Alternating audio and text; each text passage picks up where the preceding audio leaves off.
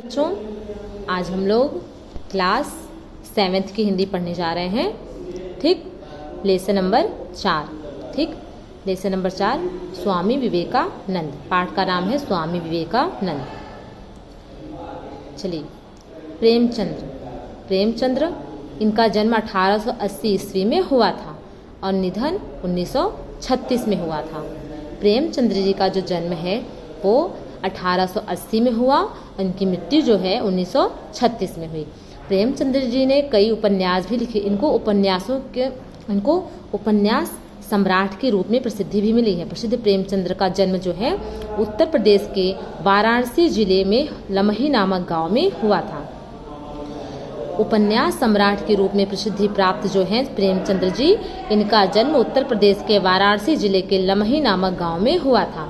ठीक बच्चों, उनका वास्तविक नाम धनपत राय था। इनका वास्तविक नाम क्या था? धनपत राय। डिप्टी इंस्पेक्टर की नौकरी छोड़कर वे साहित्य क्षेत्र में आए। इन्होंने डिप्टी इंस्पेक्टर की नौकरी छोड़ दी थी और वो साहित्य के क्षेत्र में आ गए थे। नवाब राय उपनाम से लिखित सोजे वतन कहानी संग्रह राष्ट्रीयता के स्वर को बुलंद करता था। परिणाम स्वरूप उर्दू की अपेक्षा हिंदी पाठकों की रुचि से प्रभावित होकर हिंदी लेखन को समर्पित हुए। उन्होंने देखा कि उर्दू की अपेक्षा हिंदी के जो पाठक हैं वो बहुत ही ज़्यादा में है, तो उन्होंने क्या किया, हिंदी लेखन को ज़्यादा महत्व दिया, हिंदी लेखन को समर्पित हुए। उनकी प्रथम हिंदी कहानी पंच परमेश्वर है। उनकी पहली जो हिंदी कहानी कौन सी? पंच परमेश्वर। लगभग इन्होंने 300 कहानियाँ, 12 उपन्यास लिखकर वे हिंदी साहित्य जगत में अमर हो गए। कौन? प्रेमचंद्र जी। प्रस्तुत पाठ में स्वामी विवेकानंद के जीवन पे आधारित है। ये जो हम पाठ पढ़ेंगे ना, स्वामी विवेकानंद पाठ 4 जो हमारा है, तो ये जो पाठ हमारा स्वामी विवेकानंद जी के जीवन के ऊपर है, जीवन पे आधारित है। 1863 में जन्मे नरेंद्र की मृत्यु जो है 4 जुलाई 1902 को हुई। कब जन्मे थे स्वामी विवेकानंद जी? 1863 में जन्मे नरेंद्र की मृत्यु 4 जुलाई 1902 को हुई। स्वामी रामकृष्ण परमहंस से प्रभावित नरेंद्र ने, किससे प्रभावित हुए नरेंद्र जी? स्वामी रामकृष्ण परमहंस से प्रभावित नरेंद्र ने भारतीय नवजागरण की शंख ध्वनि की आध्यात्मिक चेतना स्वरूप स्वामी विवेकानंद आज भी हमारे पथ प्रदर्शक हैं। स्वामी जी द्वारा स्थापित ज्ञान कर्म के इस अद्भुत समन्वय का दिग्दर्शन कितने विशद रूप में प्रेमचंद्र द्वारा लिखित प्रस्तुत जीवनी में हुआ है। चलिए बच्चों, अब हम स्वामी जी के बारे में थोड़ा सा पढ़ते हैं। देखिए बच्चों, स्वामी विवेकानंद जी का जन्म 1863 ईस्वी में हुआ था। स्वामी जी का जन्म कब हुआ? 1863 ईस्वी में। मैंने आपको पहले भी बताया, इसमें भी आप देख लीजिए। उनके बचपन का नाम क्या था? नरेंद्रनाथ। स्वामी विवेकानंद जी है ना, उनके बचपन का नाम नरेंद्रनाथ था। वे प्रारंभ से ही बड़े होनहार थे, बहुत ही शुरुआत से बहुत होनहार थे, दिखाई देते थे। उन्होंने अंग्रेजी स्कूल में शिक्षा पाई और अंग्रेजी माध्यम से स्कूली शिक्षा उनकी पूरी हुई थी तो उन्होंने अंग्रेजी स्कूलों में शिक्षा पाई। सन 1884 में बीए की डिग्री प्राप्त की। 1884 में उन्होंने बीए की डिग्री प्राप्त की। बचपन से ही उनके अंदर एक प्रबल आध्यात्मिक भूख थी। कुछ दिनों तक वे ब्राह्मण समाज के अनुयायी रहे। वो कुछ दिनों तक ब्राह्मण समाज को बहुत मानते रहे। वे नित्य प्रार्थना में सम्मिलित होने लगे होते। गला बहुत ही अच्छा होने के कारण कीर्तन प्रार्थना जो होती है ना, वहाँ हमेशा हो जाते और उसको वहाँ पे सम्मिलित होते। तो गला बहुत ही अच्छा होने के कारण कीर्तन समाज में उनका बड़ा आदर सम्मान था, पर ब्रह्म समाज के सिद्धांत उनकी प्यास न बुझा सके। अतः सत्य की खोज में वो इधर उधर भटकने लगे। उन दिनों स्वामी रामकृष्ण परमहंस के प्रति लोगों की बड़ी श्रद्धा थी।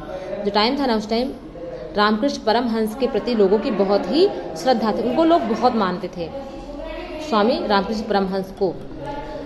नवयुवक नरेंद्रनाथ ने भी उनके सत्संग से लाभ उठाना प्रारंभ किया और धीरे धीरे उनके उपदेशों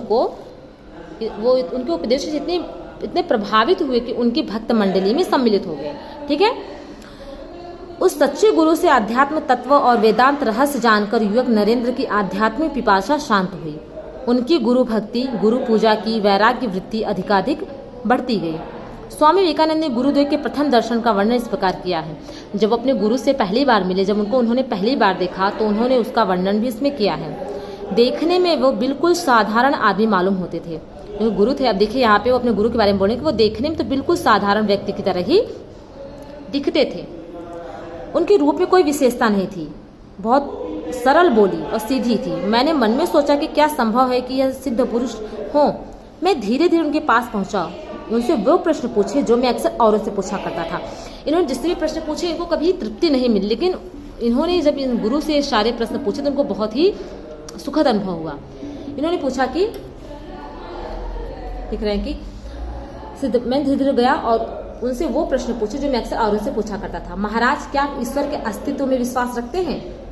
अब नरेंद्र ने पूछा, क्या महाराज जी? किससे पूछा? जो इनके स्वामी रामकृष्ण परमहंस से पूछा कि महाराज, क्या ईश्वर के अस्तित्व में विश्वास रखते हैं? उन्होंने जवाब दिया, हाँ। रखते हैं आप? हाँ। मैंने फिर पूछा, क्या आप उसका अस्तित्व सिद्ध कर सकते हैं? आपने हाँ तो कर दिया, लेकिन ईश्वर है, क्या आप अस्तित्व को सिद्ध करें? क्या बता सकते हैं? सिद्ध करके बताएंगे मुझे? जवाब मिला हाँ। मैंने पूछा, कैसे? जवाब मिला, मैं उसे ठीक वैसे ही दिखाऊं जैसे तुम देखना चाहते हो। परमहंस जी की वाणी में बिजली सी शक्ति थी जो संशयात्मा को तत्क्षण ठीक रास्ते पर ला देती थी, और यही प्रभाव आगे चलकर स्वामी विवेकानंद जी की वाणी और दृष्टि में भी उत्पन्न हो गया। जैसे उनके गुरु थे वैसे स्वामी विवेकानंद भी हुए। ठीक है। नरेंद्र की माता उच्च कांक्षणी स्त्री थी। उनकी इच्छा थी कि मेरा लड़का पढ़ लिख कर बड़ा वकील हो, अच्छे घर में उसका ब्याह हो, दुनिया के सुख भोगे। जब रामकृष्ण परमहंस के प्रभाव में आकर नरेंद्र नाथ ने संन्यास लेने का निश्चय किया। अब देखिए, जब वो इनका इन सब में जो नरेंद्र नाथ जो है, इनका इस दुनियादारी में कोई भी बहुत इंटरेस्ट नहीं था। जब रामकृष्ण परमहंस के प्रभाव में आकर नरेंद्र नाथ ने संन्यास लेने का निर्णय किया तो उनकी माता परमहंस जी की सेवा में उपस्थित हुई।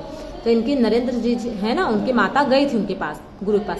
उन्होंने विनय की कि मेरे बेटे को जोक मत दीजिए, पर जिस हृदय में शाश्वत प्रेम है, आत्मा की अनुभूति है, आत्मा अनुभूति, हृदय ने शाश्वत प्रेम और आत्मा अनुभूति के आनंद का स्वाद पा लिया हो, उसे लौकिक सुख भोग कब अपनी ओर खींच सकते हैं।